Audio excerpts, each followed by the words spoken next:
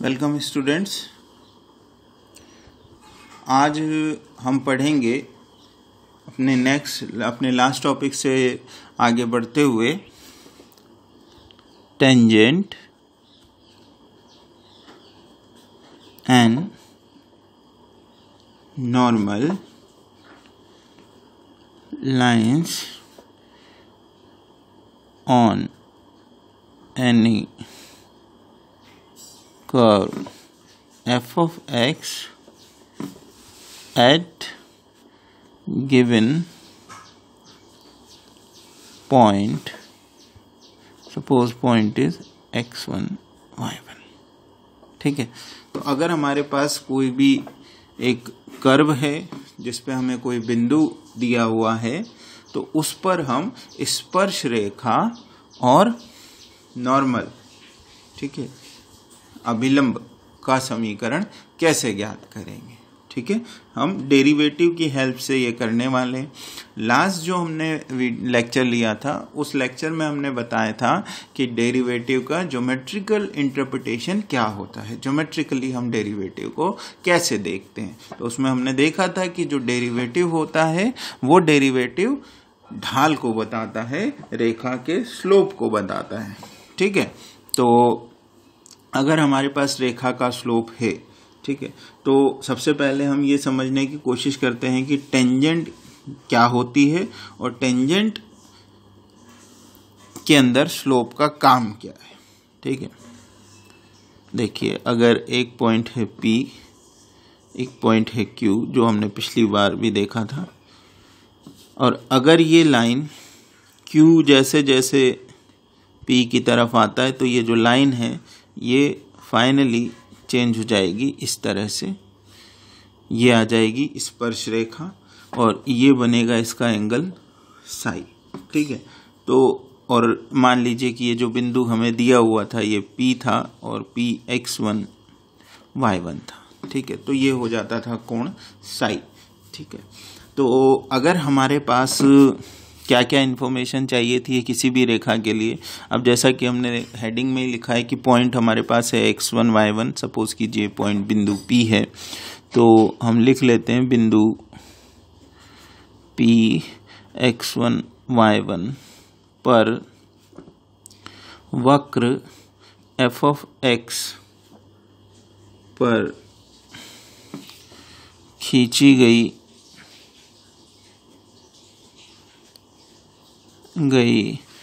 स्पर्श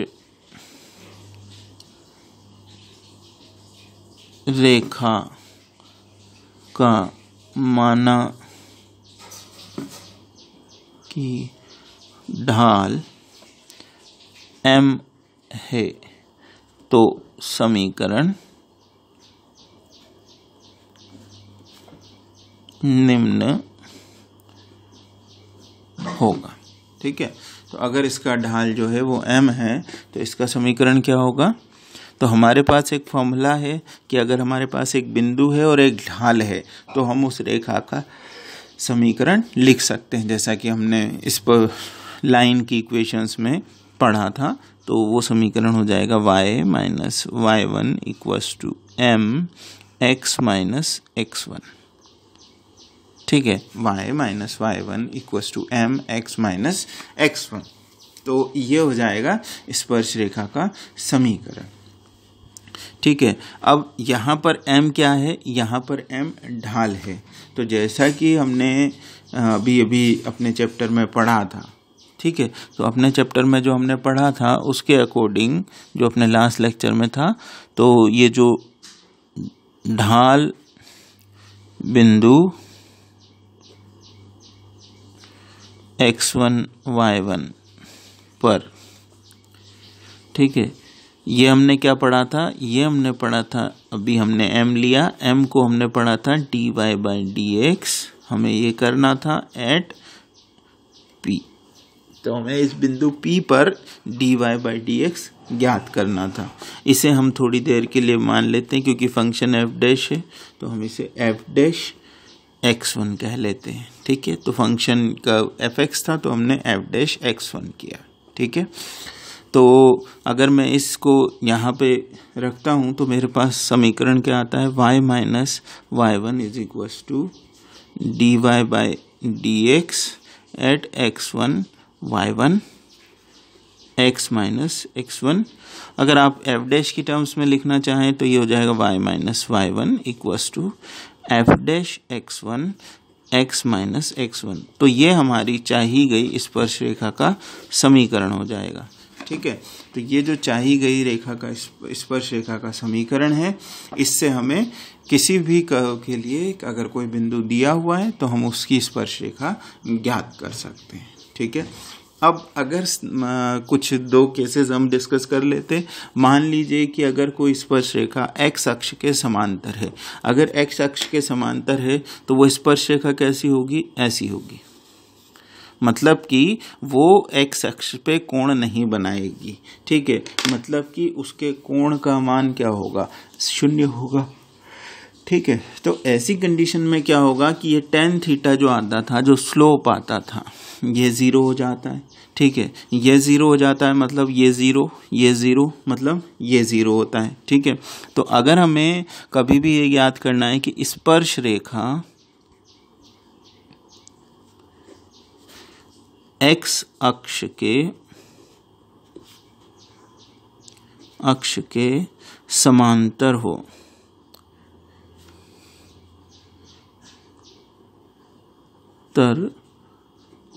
तो क्या होगा, ये जो एफ डैश x1 हमने निकाला था या dy by D X at p हमने जो निकाला था, ये 0 हो जाएगा। ठीक है, तो ये 0 हो जाएगा। अगर इसी तरह से दूसरा केस बनता है, अगर हमारे पास यहाँ पे हो, मतलब y अक्ष के समानांतर हो, तो y अक्ष के समानांतर का मतलब हो गया ये कोण कितना हो गया, ये हो गया 90 डिग्री। ठीक है, तो ये कोण 90 डिग्री हो गया। तो स्लोप क्या होता है, तो स्लोप होता है tan 90 डिग्री।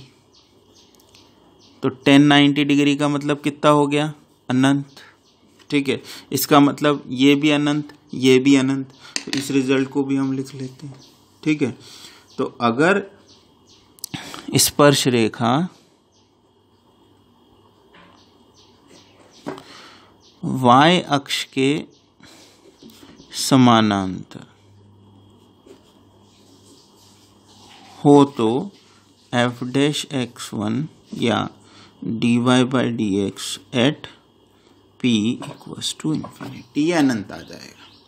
ठीक है, तो आपको पता चल जाएगा कि ये रेखा जो है ये y अक्ष के समांतर है या x अक्ष पर लंबवत है। ठीक है, तो हमारा क्वेश्चन करने का काम बहुत सिंपल होगा। या तो आपके क्वेश्चन में पूछा जाएगा कि क्या ये रेखा समांतर है या तो नहीं है, या ये x अक्ष के समांतर है या y अक्ष के समांतर है। ठीक है, तो हम इस प्रॉपर्टी का यूज़ करेंगे। अगर स्पर्श रेखा का पूछा जाता है तो सिंपली वो जो भी कर्व दिया हुआ है उसका डेरिवेटिव करके उसमें x1 रखेंगे और इस तरह से समीकरण को जमा देंगे, तो हमारे पास स्पर्श रेखा का समीकरण आ जाएगा। अब हम आते हैं अभिलंब पर। ठीक है, तो अभिलंब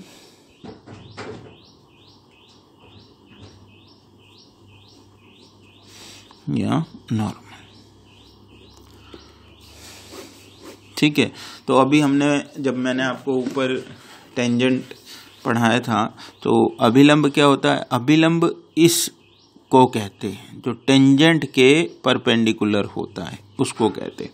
तो अगर टेंजेंट का स्लोप m है, मान लेते हैं m1 है।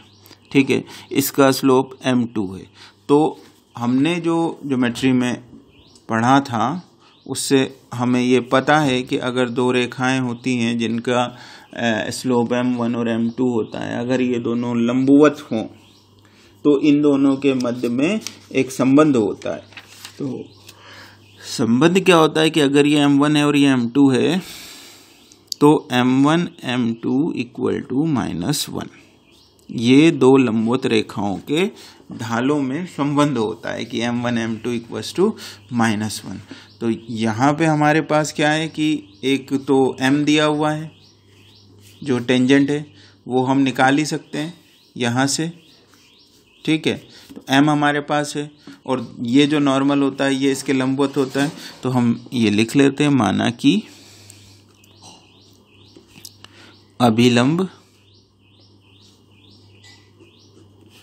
का ढाल कैपिटल M है तो अब हमें पता है कि अगर टेंजेंट का ढाल स्मॉल m है, इसका ढाल कैपिटल M है, तो इन दोनों का गुणा -1 होना चाहिए, इससे हमारे पास कैपिटल M आ जाता है। तो ये हो गया 1/स्मॉल m।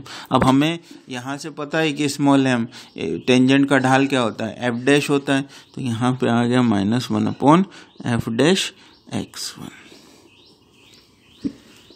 ठीक है, तो नॉर्मल का ढाल क्या आ गया, -1/f'। तो ये हो गया स्पर्श रेखा का अभिलंब का ढाल -dy/dx एट P। ठीक है, तो ये हो गया अभिलंब का ढाल। अब अभिलंब का अगर हमें समीकरण लिखना है तो जिस तरह से हमने ये समीकरण लिखा था y-y1 और यहाँ पे स्लोप आया था, यहाँ से स्लोप आया था और ये, तो यहाँ पे पहले तो टेंजेंट का स्लोप था, अब हमें स्लोप लिखना है नॉर्मल का, तो नॉर्मल का स्लोप जो हमने अभी ये लिखा है तो इसे लिख देंगे। तो अभिलंब का समीकरण क्या हो जाएगा, y-y1 equals to -1/f'(x1) x -x1। ठीक है, तो ये हो गया अभिलंब का समीकरण। ठीक है, तो अगर आपसे क्वेश्चन में अभिलंब का ढाल पूछा जाता है तो आपको ये निकालना है, और अगर आपसे अभिलंब का समीकरण पूछा जाता है तो आपको ये ज्ञात करना है। ठीक है, अभी इन दोनों के क्वेश्चंस पे आने से पहले मैं चाहूँगा कि हम अपना लास्ट टॉपिक भी कवर कर लें, angle between two intersecting curves. ठीक है, अगर दो कर्व इंटरसेक्ट कर रहे हैं तो उन दोनों के मध्य का कोण। ठीक है, अब आप सोचेंगे कि कर्व तो ढाल वाले होते हैं या जैसा भी होगा, मगर उसमें कर्व कैसे आएगा। तो देखिए, मान लीजिए कि हमारे पास एक कर्व ये है और एक कर्व ये है।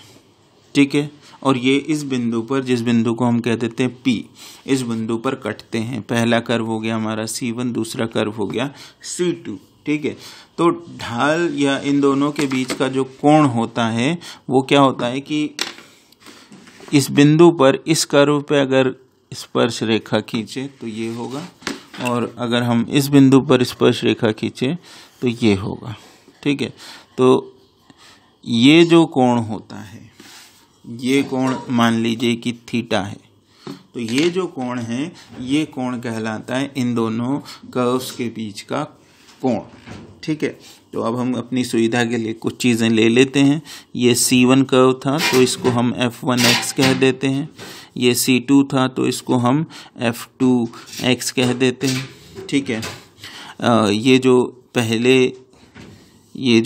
पहले कर्व के ऊपर एंगल है इसको हम बोल देते हैं psi1, ये जो दूसरे कर्व के ऊपर है इसे psi2 बोल देते हैं। ठीक है, तो अब जैसा कि हमने पढ़ा था कि जो सपोज कीजिए आप C2 को भूल जाइए और केवल हमारे पास C1 है और एक ये स्पर्श रेखा है P बिंदु पर। P बिंदु को कुछ देर के लिए हम AB नाम दे देते हैं। ठीक है, तो P बिंदु है AB, तो ये जो स्पर्श रेखा इसके ऊपर है, तो इस स्पर्श रेखा का ढाल क्या होगा, इस स्पर्श रेखा का ढाल सपोज कीजिए M1 से डिनोट किया जाता है, तो M1 का मान हो जाएगा कितना, F'(A). ठीक है, M = F1'A हो जाएगा। ठीक है ना, या फिर d/dx of F1x at P, ये हो गया। अगर मैं C1 कर्व को थोड़ी देर के लिए भूल जाऊं तो C2 के लिए स्पर्श रेखा का ढाल होगा M2 = F2'A या d/dx of F2x eight P। ठीक है, ये आ गया दोनों स्पर्श रेखाओं का ढाल। अब स्पर्श रेखाओं का ढाल अगर कोण साई 1 और साई 2 है तो ये ढाल होता है tan of Sai 1 tan of Sai 2।